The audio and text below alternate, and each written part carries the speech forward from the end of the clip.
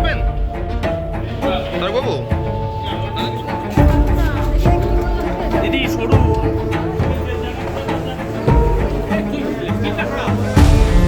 দাদা কিছু বলবেন? কিছু বলবেন? কিছু বলবেন? কিছু বলবেন?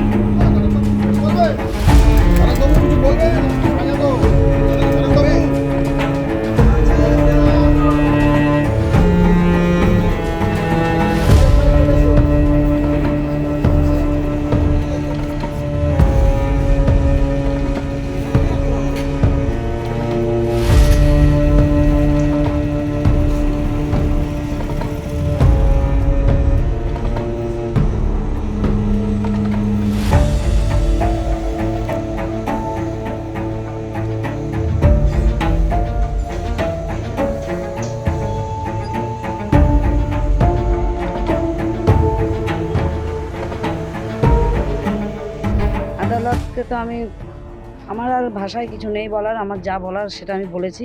আমি যে আমার স্বামীর মাথার থেকে এই দোষী মুক্ত করতে পারলাম এতেই আমি সন্তুষ্ট।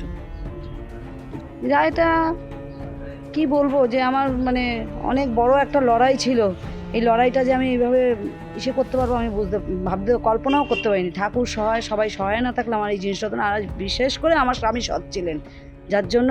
আর আমার স্বামী তো চোর না, চুরি করেনি, যার চুরি করেনি তাতেই পিটিয়ে মেরে ফেলছে। চুরি করলে কি করতো? আমার বলার কথা না, যারা কাউন্সিলর করেছে সেটা তাদের কথা, তাদের বলার কথা। যে একটা মানুষকে মেরে দিয়ে সে কাউন্সিলর হলো কি করে, সেটা আমারও তো কাউন্সিলরও হলো। প্রায় আমাদের পাড়ার জনকল্যাণের যে একটা সংস্থা আছে তার মধ্যেও উনি দাঁড়িয়েছে, সেখানেও উনি ভোট পেয়েছে। লোকে যে কী করে তাকে সাপোর্ট করেছে সেটা আমার বলার নেই। হ্যাঁ, এ তো স্বাভাবিক কথা, সেটা তো মনে পড়বেই। আজকে যে তার রায়টা বেরোলো, এটা তো আমার পক্ষে বিশাল একটা ব্যাপার না, তার কথাটা তো মনে পড়বেই। আজকে তারা যেরকম তাদের স্বামীর জন্য, তাদের স্বামী তো বেঁচে থাকবে আর আমার স্বামী তো নেই, তারা তো এটাকে উপলক্ষ করবে তাদের সন্তানরা যে আমার বাবা আছে। আর আমার সন্তানরা ছোটোবেলায় তাদের পিতৃহারা, তাদের তো প্রচুর কষ্ট, আর তাদের আজকের দিনে আরও কষ্ট। একজন ভাড়া ছিলেন, তার ছেলেটা একটু অ্যাডনর্মাল, ওই প্যান্ডেলে বসা ছিলেন, তা বলেছে একটা বিড়ি দিবি, তো বিড়িটা দিতে ঢুকেছেন। আর মল্লিকা দেবী দেখে বলেছেন যে ও ছোট ঢুকেছিল, ওখানে 10,000 টাকা মোবাইল কি চুরি গেছে, ওর নামে অভিযুক্ত করেছে। বেলায় ওই আমাদের পাড়ার কুট্টি কাকু আছে, তার দোকানে পরোটা খাচ্ছিল, ওখান থেকে তারও গুয়ো আরও অনেক মিলে ওকে পুজো প্যান্ডেলে তুলে নিয়ে যায়। তুলে নিয়ে গিয়ে হাত পা বেঁধে ওকে মারধর করে।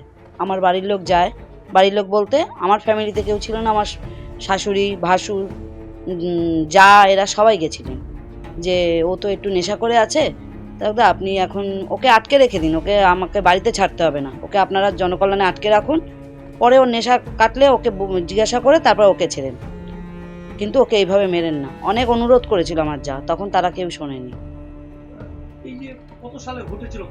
2014 25শে সেপ্টেম্বর। হ্যাঁ, 25শে সেপ্টেম্বর। ওনারা এমনভাবেই মেরেছেন যে মানুষটা আর একটা দিনও বাঁচল না, সেই দিনকেই তার মৃত্যু হয়। আইনি প্রক্রিয়া আইনি পথেই চলবে, এই বিষয়ে আমাদের কোনো বক্তব্য নেই। আমরা পেপারস এখনো পাইনি, পরিবারের লোক এবং যারা আইনজীবী আছে তারা পেপারস পাক, পরবর্তী পরিকল্পনা কিংবা পরবর্তী স্টেপ, পরবর্তী সিদ্ধান্ত পেপারস পাওয়ার পরেই হয়। পরিবারের পাশে আমরা দাঁড়াবো, নিশ্চিতভাবে দাঁড়াবো, যেভাবে আমরা 10 বছর এলাকার সমস্ত মানুষের পাশেই ছিলাম দলগতভাবে। এই আগামী দিনে আমরা কাউন্সিলর, নেপাল গুহ, এদের সকলের পরিবারের পাশেই থাকবো। পেপারস না পেয়ে আমরা এই মুহূর্তে কিছু বলতে পারছি না, পেপারস পাওয়ার পর দলগত সিদ্ধান্ত হবে।